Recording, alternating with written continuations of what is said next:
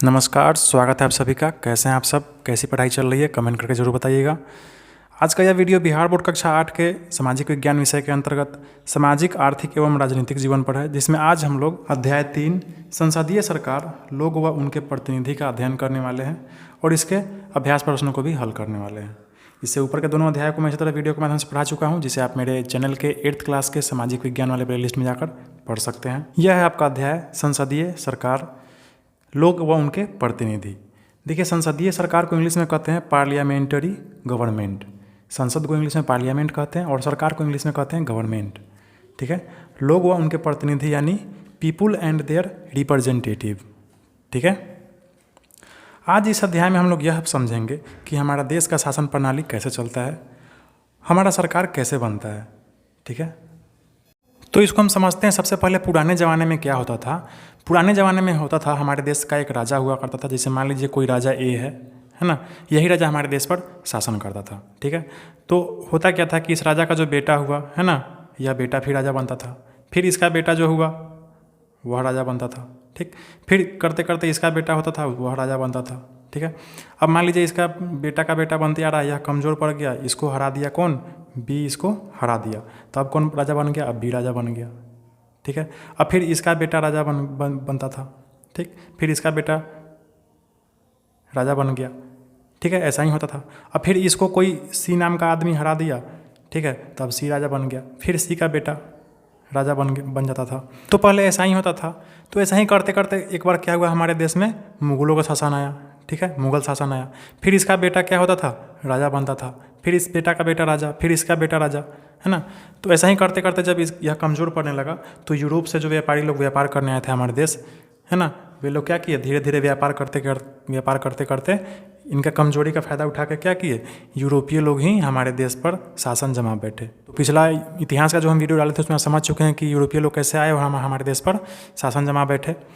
तो ऐसा ही करते करते हमारे देश पर किसका शासन हो गया? धीरे धीरे अंग्रेजों का शासन हो गया। ठीक है। तो देखिए, पुराने ज़माने के राजाओं से लेकर अंग्रेज़ों तक का, जो मुगलों से लेकर अंग्रेज़ों तक का जो शासन आया, तो इन शासनों में अब तक जो था, यहाँ का जो आम जनता था, आम जनता कहने का मतलब जो हमारे देश का मूल निवासी था, ठीक है, तो आम नागरिक जो होता था, जो खेती करता था, है ना, व्यवसाय करता था, यहाँ का मूल जनता था, उसको इससे कोई फ़र्क नहीं पड़ता था कि यहाँ का कौन राजा है कौन नहीं है। ठीक है। इससे इसको कोई मतलब नहीं था कि कौन राजा बना, कौन किसको हराया, उससे इस सब से इसको, आम जनता को यहाँ का कोई मतलब नहीं था। वे बस आराम से अपने घरों में रहते थे। ठीक है। अपना मेहनत मजदूरी करते थे, खेती करते थे, व्यवसाय करते थे। ठीक है। और अपने कमाई का जो भी कुछ हिस्सा ये लोग द्वारा तय किया जाता था, है ना, वो हिस्सा क्या करते थे, ये लोग अपने राजाओं को, ये आम जनता दे देते थे। ठीक है। और देकर अपना चैन से अपना रहते थे। लेकिन जब हमारे देश में अंग्रेज़ों का शासन हुआ, ठीक है, तो ये अंग्रेज़ लोग हमारे देश के जनता को काफ़ी परेशान करते थे।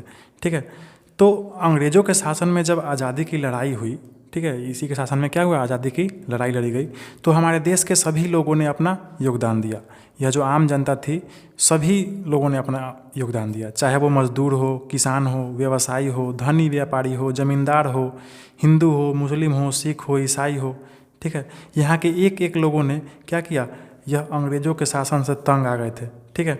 और इन सभी लोगों ने लड़ाई लड़के अंग्रेज़ों को अंततः यहाँ से भगा दिया। ठीक है। कब भगाया? 15 अगस्त 1947 को। ठीक है। तो देखिए, 15 अगस्त 1947 को हमारा देश क्या हुआ, आज़ाद हुआ, स्वतंत्र तो हो गया। ठीक है। अंग्रेज़ इस दिन हमारे यहाँ से भागा था। तब से हम हर वर्ष क्या करते हैं, 15 अगस्त को क्या मनाते हैं, स्वतंत्रता दिवस मनाते हैं। अभी अपने स्कूल में मनाई होइएगा। ठीक है। अब जब हम लोग आज़ाद हो गए, है ना, यानी हमारा जो शासक था अंग्रेज़, वह भाग गया यहाँ से, तो कोई ना कोई सरकार तो होना चाहिए ताकि हमारा देश अच्छे से चल सके, है ना। और सरकार चलने के लिए कुछ ना कुछ नियम कानून होना चाहिए, जिससे हमारे देश के सभी वर्गों के लोगों को जीने के लिए एक मूलभूत अधिकार मिल सके, है ना। क्योंकि आज़ादी की लड़ाई में सभी वर्गों के लोगों ने अपना योगदान दिया था। ठीक है। चाहे वो गरीब हो, किसान हो, मजदूर हो, धनिक हो, है ना, सब कोई मिल के अपना योगदान दिया था। ठीक है। इसलिए सभी वर्गों का हित करने वाला ऐसा कोई सरकार यहाँ पे चाहिए था। ठीक है। तो वही आज़ादी के बाद क्या हुआ, संविधान बनने का प्रक्रिया शुरू हुआ। ठीक है। जो हम लोग पिछले दोनों अध्याय में हम पढ़ चुके हैं, है ना। अगर आप नहीं पढ़ें तो पढ़ ले उसको। तो आखिरकार क्या हुआ 26 जनवरी 1950 को हमारा संविधान लागू हुआ। ठीक है, पूरे देश में क्या हुआ, हमारा संविधान लागू हो गया। तो इसीलिए हम लोग प्रत्येक 26 जनवरी को क्या मनाते हैं, गणतंत्र दिवस मनाते हैं। ठीक है, तो आशा आप समझ गए होंगे स्वतंत्रता दिवस और गणतंत्र दिवस हम लोग क्यों मनाते हैं। तो देखिए 15 अगस्त 1947 को हम लोग स्वतंत्र हुए थे, है ना, स्वतंत्र हुए थे। और 26 जनवरी 1950 को हम लोग क्या हुए, गणतंत्र हुए। ठीक है, गणतंत्र का मतलब होता है, देखिए गण का मतलब होता है लोग, ठीक है, और तंत्र का मतलब होता है सिस्टम। ठीक, देखिए गणतंत्र यानी लोगों का सिस्टम, ऐसा तंत्र मतलब ऐसा सिस्टम जो यहीं के लोगों के द्वारा बनाया गया हो और यहीं के लोगों के लिए बना हो। ऐसा समझ में आपको, मतलब यहीं के लोगों के द्वारा बनाया हो और यहीं के लोगों के लिए बना हो। ठीक है, तब से लेकर आज तक इसी संविधान के अनुरूप हमारा देश चलता आ रहा है। ठीक है, और तब से लेकर हमारे देश की सरकार को कौन चुनता है, हम चुनते हैं। ठीक है, हम ही चुनते हैं हमारे देश का कौन सरकार होगा, यानी हमारा सरकार किस पार्टी का हो यह कौन तय करता है, हम तय करते हैं। हम वोट देकर क्या करते हैं, अपना सरकार चुनते हैं। ठीक है, आप वोट नहीं दिए होइएगा क्योंकि आपका उम्र अभी 18 साल नहीं पूरा है। आपके पिताजी या फिर आपके घर के जो भी 18 साल से बड़े होंगे वे लोग वोट देकर आप सरकार चुनते होंगे। ठीक है, तो देखिए हमारे भारतीय संविधान जो 26 जनवरी 1950 को लागू हुआ है ना, उस संविधान के अनुसार हमारे देश में कैसा शासन प्रणाली है, त्रिस्तरीय शासन का प्रावधान है। ठीक है, अब देखिए त्रिस्तरीय का मतलब होता है ऐसा शासन जो 3 स्तर वाला हो। ठीक है, देखिए एक ग्राम पंचायत स्तर का होता है, ग्राम पंचायत का सरकार, आप जिस पंचायत में होइएगा उस पंचायत का एक सरकार होता है। ठीक, उसके बाद आप जिस राज्य में होंगे उस राज्य का सरकार होता है ना। फिर उसके बाद एक देश का सरकार होता है। तो देखिए ग्राम पंचायत सरकार का जो हेड होता है वह मुखिया होता है। राज्य सरकार, आपके जो राज्य का सरकार होगा उसका हेड मुख्यमंत्री होता है, और आपके देश का जो सरकार होगा उसका हेड कौन होता है, प्रधानमंत्री। ठीक है, अच्छा इस तीनों को आप ही चुनते हैं। ठीक है, आप नहीं चुनते हैं, आपके घर में जो 18 साल से ऊपर के आदमी हैं वो चुनते होंगे। ठीक है, और इन तीनों का जो चुनाव होता है प्रत्येक 5 वर्ष पर होता है।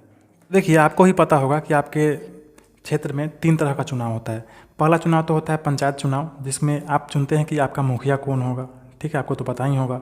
अच्छा, दूसरा चुनाव होता है जो राज्य का चुनाव होता है, जिसमें आप लोग चुनते हैं किसको, विधायक को। ठीक है, इस विधायक को इंग्लिश में कहते हैं एमएलए। ठीक है, आपका भी एक क्षेत्र होगा और उस क्षेत्र का कोई ना कोई विधायक जरूर होगा, पता करें। ठीक है, तो देखिए इस तरह से पूरे बिहार में कुल 243 गो क्षेत्र है जहाँ से एक एक विधायक चुना के जाता है, और यही 243 गो बिहार का जो विधायक होता है यही तय करता है कि हमारे राज्य का सरकार कौन हो, हमारा मुख्यमंत्री कौन होगा। ठीक है, अच्छा यह तो हो गया आपकी राज्य सरकार का बात, है ना। अब आते हैं हम देश पर। तो देखिए एक चुनाव होता है संसद वाला चुनाव। ठीक है, आपको पता होगा कि संसद को इंग्लिश में कहते हैं एमपी, यानी मेंबर ऑफ पार्लियामेंट। यह पूरे देश में 543 गो होता है। ठीक है, मतलब पूरे भारत देश में 543 गो ऐसा क्षेत्र है जहाँ से एक एक सांसद क्या होता है, चुना के जाता है, और सभी जाके तय करता है कि हमारे देश का प्रधानमंत्री कौन होगा और हमारे देश का सरकार कौन होगा। है बात समझ में। तो इस तरह से 3 तरह का चुनाव होता है, आपको ही पता होगा अच्छे से, मुखिया चुनाव, ये विधायक का चुनाव और सांसद का चुनाव।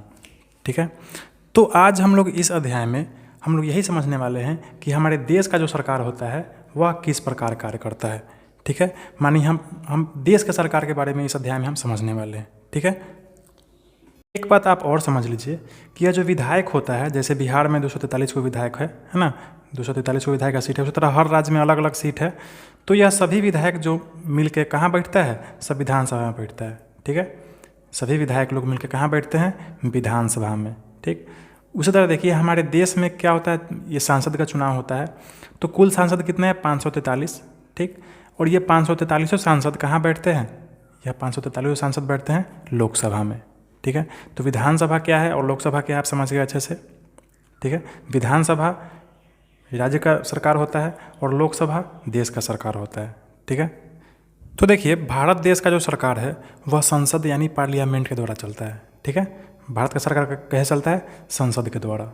इसको इंग्लिश में क्या कहते हैं, पार्लियामेंट। यहाँ पे किताब में भी दिया हुआ है भारतीय संसद के कितने अंग है, 3 अंग है। ठीक है, पहला राष्ट्रपति, लोकसभा और राज्यसभा, यह तीनों मिलके हमारे संसद का निर्माण करता है।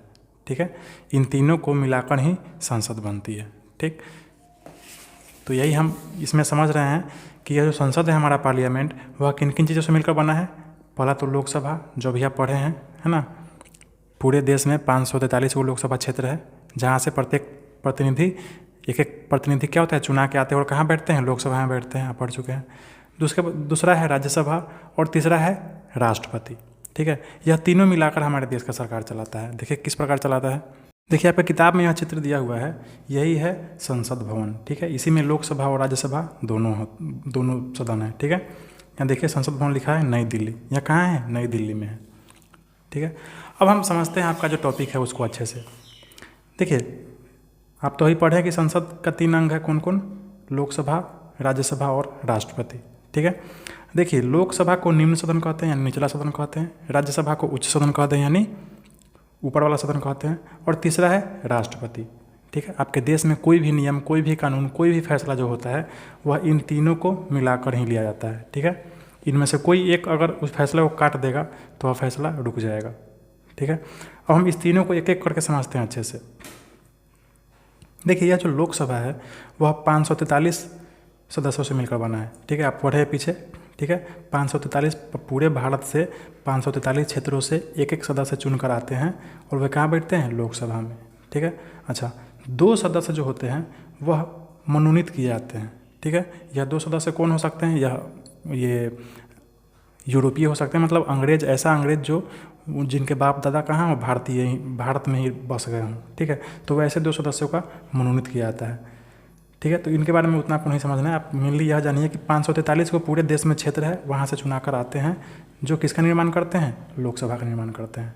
ठीक है, अब देखिए सदस्यों का लोगों के द्वारा चुनाव किया जाता है, मतलब लोकसभा का जो सदस्य है उसका चुनाव कैसे होता है, यहाँ के लोग करते हैं। ठीक है, आप करते हैं, हम करते हैं। ठीक है, आप पता कीजिए कि आपके देश, आपके क्षेत्र का जो लोकसभा क्षेत्र जो है उसका सांसद कौन है, आप पता कीजिए। ठीक है, अच्छा अब आते हैं हम अगला राज्यसभा पर। ठीक है, राज्यसभा को उच्च सदन कहते हैं। देखिए इस राज्यसभा में 238 को सदस्य का चुनाव होता है, मतलब वे चुनाव द्वारा आते हैं, और 12 को सदस्य को मनोनीत किया जाता है। यह मनोनीत राष्ट्रपति करता है। राष्ट्रपति को अच्छा लगता है तो उसको क्या करता है, मनोनीत कर देता है। ठीक है, जैसे देखिए सचिन तेंदुलकर बहुत अच्छा महान खिलाड़ी है ना, वो कहीं से चुनाव नहीं जीता है, बस राष्ट्रपति को उसको क्या किया है, ये राज्यसभा में भेज दिया है। ठीक है, तो राज्यसभा में कुल कितने सदस्य होते हैं, 238 को, जिनका चुनाव होता है, और 12 को मनोनीत किए जाते हैं। ठीक, देखिए चूँकि इसका नाम ही राज्यसभा है। ठीक है, तो आप राज्यसभा नाम से ही समझ लीजिए यह क्या करता है, यह राज्य का प्रतिनिधि की तरह कार्य करता है। ठीक है, मतलब पूरे देश में जितने भी राज्य हैं, ठीक है, आपको पता है आप बिहार राज्य में, उसी तरह और भी अनेक राज्य हैं, तो सभी राज्यों का प्रतिनिधि की तरह यह कार्य करता है। कौन, राज्यसभा। ठीक है, देखिए सदस्यों का चुनाव जो होता है वह राज्य विधानसभा के सदस्य यानी विधायकों के द्वारा किया जाता है। मतलब राज्यसभा का जो सदस्य का जो चुनाव होता है, मतलब यह जो 238 को निर्वाचन होता है, मैंने चुनाव होता है, यह चुनाव कौन करता है, आप करते हैं? नहीं, आप नहीं करते हैं, आप सिर्फ लोकसभा सदस्य का चुनाव करते हैं। लेकिन राज्यसभा सदस्य का चुनाव कौन करता है, आप जो राज्यों में विधायक चुनते हैं, है ना, मतलब राज्य विधानसभा के जो सदस्य होते हैं यानी विधायक, एमएलए जिसको कहते हैं, वही लोग मिलकर चुनते हैं कौन, राज्यसभा के सदस्य को। ठीक है, अच्छा इनका जो कार्यकाल होता है वह 6 वर्ष का होता है। आया बात समझ में? अच्छा अब हम आते हैं राष्ट्रपति पर। तो देखिए राष्ट्रपति का जो चुनाव होता है, यह राष्ट्रपति का चुनाव राज्य विधानसभा, ठीक है, मतलब आपके राज्य का जो विधानसभा है, आप जो विधायकों को चुनते हैं वह चुनता है। ठीक, प्लस लोकसभा, आप जो लोकसभा में जिनको चुनते हैं वह भी चुनता है। ठीक, और राज्यसभा के सदस्य, मतलब राज्यसभा का जो सदस्य है यह मतलब तीनों मिलके किसका चुनाव करता है, राष्ट्रपति का चुनाव करता है। समझ गए आप? राज्य विधानसभा के सदस्य, लोकसभा के सदस्य और राज्यसभा के सदस्य, तीनों द्वारा चुना जाता है कौन, राष्ट्रपति। देखिए इनका भी कार्यकाल कितने वर्षों का होता है, 5 वर्ष। आप याद रखेंगे कि लोकसभा का कार्यकाल, लोकसभा सदस्य का कार्यकाल 5 वर्ष होता है, राज्यसभा के सदस्यों का कार्यकाल 6 वर्ष का होता है, और राष्ट्रपति का कार्यकाल कितने वर्षों का होता है, 5 वर्षों का होता है। अब एक बात और आप समझ लीजिए कि यह जो राज्यसभा होता है यह कभी भंग नहीं होता है। ठीक है, यह लोकसभा तो जो 5 साल पूरता है तो सरकार खत्म होता है, मतलब लोकसभा भंग हो जाता है। ठीक है, या फिर अविश्वास प्रस्ताव पारित हो जाता है तो भी, उसको हम अभी आगे पढ़ेंगे, तो भी लोकसभा क्या होता है, भंग हो जाता है। लेकिन यह जो राज्यसभा है यह कभी भंग नहीं होता है, क्योंकि प्रत्येक 2 वर्ष पर इनका चुनाव होता है। ठीक है, प्रत्येक 2 वर्ष पर इनके 1/3 सदस्यों का चुनाव होता है। ठीक है, मतलब प्रत्येक 2 वर्ष पर 238 का चुनाव नहीं होता है, मतलब 238 का 1/3 भाग जितना होगा उतना ही का चुनाव होता है। ठीक है, बाकी सब वैसा ही का वैसे ही रहता है, इसलिए यह कभी भंग नहीं होता है।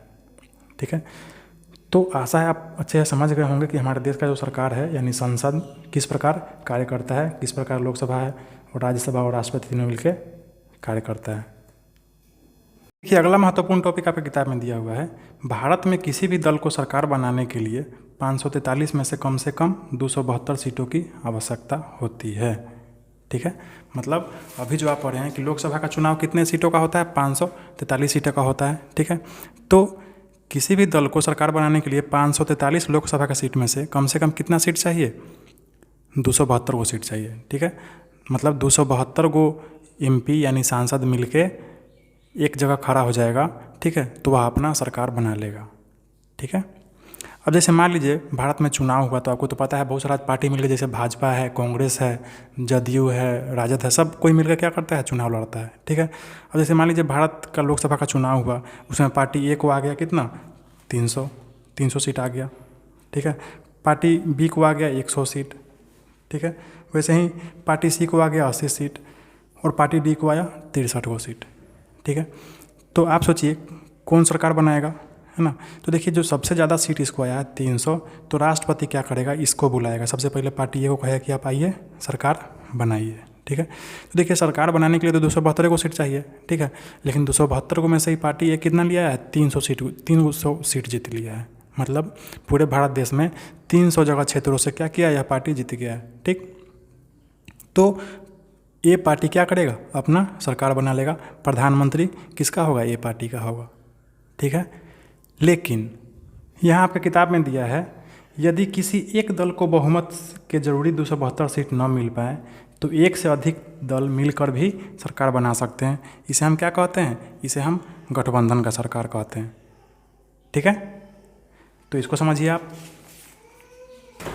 अब देखिए जब एक से अधिक दल या पार्टी मिलकर सरकार बनाते हैं तो उसे क्या कहते हैं, हम गठबंधन का सरकार कहते हैं। ठीक है, अब इसको समझिए आप उदाहरण से कि मान लीजिए चुनाव हुआ। ठीक है, चुनाव में ए पार्टी था, ठीक है, बी पार्टी था, सी पार्टी था और डी पार्टी था। ठीक है, तो देखिए पहला बार वाला जो चुनाव था इसमें तो ए पार्टी को कितना आ गया, 300 आ गया। मतलब 272 आना चाहिए सरकार बनाने के लिए, तो इसको 300 आ गया, तो ये तो अकेले आके सरकार बना लिया। ठीक है, लेकिन इस बार वाला जो चुनाव हुआ तो इस चुनाव में क्या हुआ कि ए पार्टी को मिला मात्र 220 गो सीट। ठीक, इसको मिला बी को 150 गो सीट। ठीक, सी जो है 90 गो जगह से जीत गया। ठीक है, और डी जो है 83 जगह से जीत गया। ठीक है, तो अब देखिए सरकार बनाने के लिए कम से कम कितना चाहिए, 272 गो सीट। ठीक, लेकिन यहाँ देखिए जो सबसे बड़ा पार्टी है इसको मात्र 220 गो है। ठीक है, तो अब तो सरकार बनाने के लिए किसी के पास बहुमत का आंकड़ा नहीं है, है ना, 272 को किसी के पास नहीं है। ठीक, तो राष्ट्रपति क्या करेगा, पार्टी ए को बुलाएगा, कहेगा कि आप आइए, किसी को मिला के दोस्त बना के आइए, सरकार बनाइए। ठीक, अब यह पार्टी जाएगा बी से कहने, है ना, कि चलो मेरे साथ हम क्या करते हैं सरकार बनाएंगे दोनों मिलके, है ना। बी कहेगा कि नहीं हम आपके साथ नहीं जाएंगे, तो यह पार्टी सी से पूछेगा कि चलो मेरे साथ सरकार बनाओ। ठीक है, डी से पूछेगा। ठीक, अगर सी मान गया तो 220 और प्लस 90 कितना हो जाएगा, 310 हो जाएगा। ठीक, तो 310 तो 272 से ज़्यादा है, तो पार्टी ए और सी मिलके क्या बना लेगा, सरकार बना लेगा। ठीक है, तो इसी को कहते हैं गठबंधन का सरकार। है बात समझ में। मान लीजिए ये पार्टी को बहुमत नहीं आया तो राष्ट्रपति जब इसको सरकार बनाने के लिए बुलाएगा तो इसके साथ कौन मिल जाएगा, सी मिल जाएगा। अब जब सी मिल गया तो ए प्लस सी या कितना हो जाएगा, 220 प्लस 90, या तो 310 हो गया। ठीक है, या तो बहुमत का आंकड़ा से पार हो जाएगा। बहुमत का आंकड़ा 272 को है, इसके दोनों को मिला के कितना आ गया, 310 आ गया। तब यह दोनों मिलकर क्या करेगा, सरकार बना लेगा। ठीक, तो यहाँ तो अकेला सरकार था, लेकिन यह जो सरकार बना इस सरकार को हम कहेंगे गठबंधन का सरकार। ठीक है, एक से अधिक दल या पार्टी मिलकर सरकार बनाते हैं तो उसे क्या कहते हैं, गठबंधन का सरकार कहते हैं। तो जिस पार्टी के पास ज़्यादा बहुमत होता है, जो पार्टी सरकार बनाता है, ठीक है, 272 का आंकड़ा पार करके, उसी का जो मुख्य नेता होता है उसको क्या कहा जाता है, प्रधानमंत्री नियुक्त किया जाता है। ठीक है, यह राष्ट्रपति नियुक्त करता है। ठीक है, तो प्रधानमंत्री जो होता है, यहाँ देखिए भारत में प्रधानमंत्री का सरकार में सर्वोच्च स्थान है। ठीक है, प्रधानमंत्री का सर्वोच्च स्थान है। ठीक। प्रधानमंत्री जो होता है वह सरकार के सभी महत्वपूर्ण निर्णयों में शामिल होता है। कहने का मतलब हमारा जो सरकार है उसका ऑल इन ऑल कौन होता है, यही प्रधानमंत्री होता है। ठीक है। लेकिन अब ऑल इन ऑल कहने का मतलब मुखिया होने के नाते अब यह प्रधानमंत्री कोई गलत काम न करने लगे, कोई जनता के अहित का काम न करने लगे, इसके लिए यह संसद का निर्माण हुआ है। ठीक है। इस संसद में लोकसभा भी है, राज्यसभा भी है और राष्ट्रपति है। ठीक है। इसलिए कोई भी नियम कानून जो बनता है वह इस तीनों के निर्णय से बनता है। ठीक है। अब देखिए जो संसद है इसका क्या क्या कार्य है।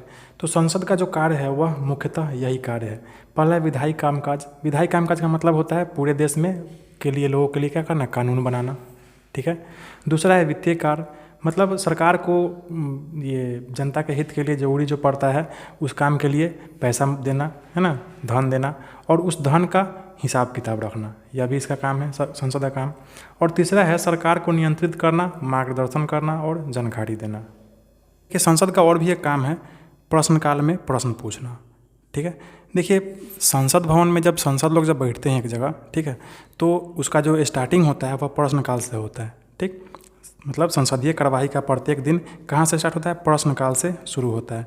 इस प्रश्नकाल के दौरान सांसद आमतौर पर अपने निर्वाचन क्षेत्र से संबंधित किसी भी विभाग के किसी भी विवाद से जुड़ी किसी भी समस्या के बारे में प्रश्न पूछ सकते हैं। ठीक। मतलब संसद में जो मुख्यमंत्री ये प्रधानमंत्री होता है वो कैसा काम कर रहा है, कैसा नहीं कर रहा है ना, उसके कार्यों का लेखा जोखा के लिए वहाँ संसद में जितने भी सदस्य बैठे होते हैं वह सभी प्रश्न पूछ सकता है कि हाँ ये आप गलत कर रहे हैं, चाहे या फिर आपको ऐसे नहीं करना चाहिए, आपको वैसे नहीं करना चाहिए। ठीक है। तो यह है प्रश्नकाल में पूछना। ठीक है। और अगला एक और संसद का कार्य है वह है अविश्वास प्रस्ताव। ठीक है। अब यह अविश्वास प्रस्ताव क्या है इसको समझिए। तो देखिए अविश्वास प्रस्ताव जो है वह मंत्रिपरिषद यानी प्रधानमंत्री पर नियंत्रण करने का एक मजबूत तरीका है। ठीक। मतलब यदि संसद को यह लगता है कि मंत्रिपरिषद सही ढंग से काम नहीं कर रही, यानी प्रधानमंत्री अच्छा निर्णय नहीं ले रहा है, कोई गलत काम कर रहा है, ठीक है, तो संसद में उसके खिलाफ अविश्वास प्रस्ताव पेश किया जा सकता है। ठीक। अगर देखिए ऐसे प्रस्ताव की सूचना मिलने पर लोकसभा अध्यक्ष अविश्वास प्रस्ताव पर बहस के लिए एक निश्चित दिन तथा समय निर्धारित करते हैं। मतलब लोकसभा का जो अध्यक्ष होता है वह जब अविश्वास प्रस्ताव पारित हो जाता है तो उस अविश्वास प्रस्ताव के लिए बहस जो होता है उस बहस के लिए क्या करता है, समय और दिन निर्धारित करता है। ठीक। अच्छा, बहस के बाद मतदान किया जाता है। ठीक। मतदान में सभी सांसद लोग मिलकर यह तय करते हैं कि यह प्रधानमंत्री या मंत्रिपरिषद सही काम कर रहा है कि नहीं कर रहा है। ठीक। अगर सभी सांसदों ने मिलकर उनको वोट नहीं दिया, यह कह दिया कि नहीं आप गलत काम कर रहे हैं, ठीक है, तो यदि अविश्वास प्रस्ताव स्वीकार हो जाए तो सरकार को क्या करना पड़ता है, त्यागपत्र देना पड़ता है, मतलब सरकार गिर जाती है। ठीक है। तो यह जो अविश्वास प्रस्ताव है, ठीक है, यह मंत्रिपरिषद और प्रधानमंत्री पर नियंत्रण करने का एक मजबूत तरीका है। ठीक है। तो आशा है आप इस पाठ के सभी तथ्यों को अच्छे से समझ चुके होंगे। अब हम आते हैं इस पाठ के अभ्यास प्रश्नों को एक एक करके समझ लेते हैं। आप इसे अपने से खुद से हल करने का प्रयास करना, इसका उत्तर खुद से अपने शब्दों में दे। ठीक है। वैसे मैं इसका उत्तर देने का प्रयास कर रहा हूँ, आप यहाँ से भी सहायता ले सकते हैं। ठीक।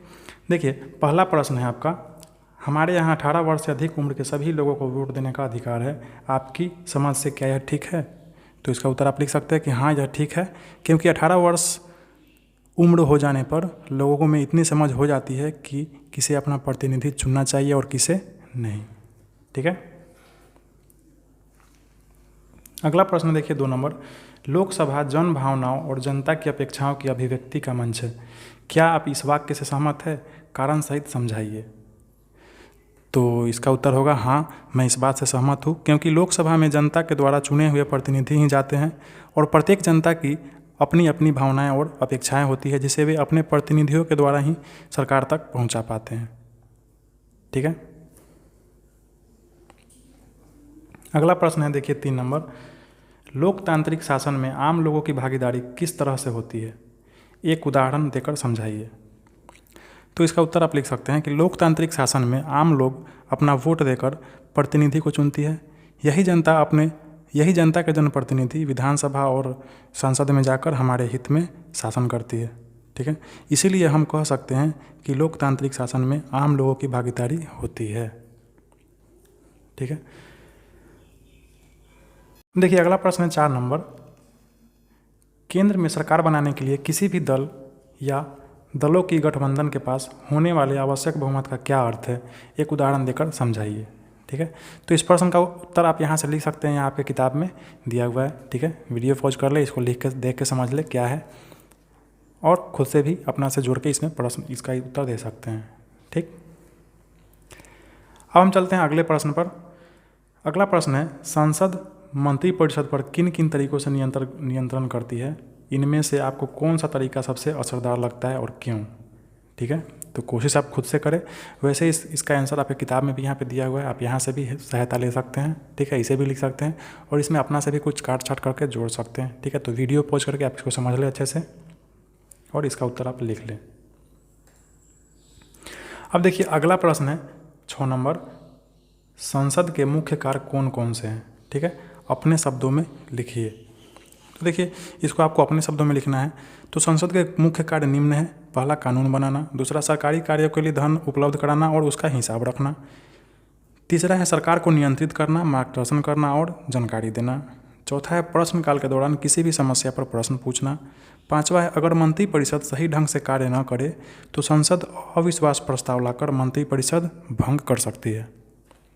ठीक है, अब देखिए अगला जो प्रश्न है 7 नंबर, नीचे दी गई तालिका को अध्याय में दी गई जानकारी के आधार पर भरिए। ठीक है, मतलब अध्याय में जो जानकारी दिया हुआ है उसी के आधार पर क्या करना है, इसको आपको भरना है। ठीक, तो आप पढ़ के इसको ऐसे भर सकते हैं। ठीक है, कुल संख्या 543 है, जिसमें 2 मनोनीत होता है, कार्यकाल 5 वर्ष का होता है। यहाँ देखिए लोकसभा दिया हुआ है, तो लोकसभा की जानकारी आपको भरना है। ठीक है, उसके बाद कार्यकाल 5 साल का है ना। चुनाव का तरीका क्या होता है, गुप्त मतदान के द्वारा। सभापति या अध्यक्ष चुनाव का तरीका जो होता है वह सदस्यों के बीच ही चुनाव कर लिया जाता है। ठीक है, तो इस तरह से आप इन प्रश्नों के उत्तर दे सकते हैं। तो बच्चों यह था आपका अध्याय। ठीक है, यहाँ पे आज ख़त्म हुआ। और यह वीडियो आपको कैसा लगा आप कमेंट करके हमें ज़रूर बताएं। अच्छा लगा तो लाइक करें, कुछ कहना चाहते हो तो कमेंट करें, और मेरे चैनल को ज़रूर से ज़रूर सब्सक्राइब करें और अपने दोस्तों को भी ज़रूर से ज़रूर शेयर करें, ताकि अधिक से अधिक लोग इसका फ़ायदा उठा पाएँ। ठीक है, थैंक यू।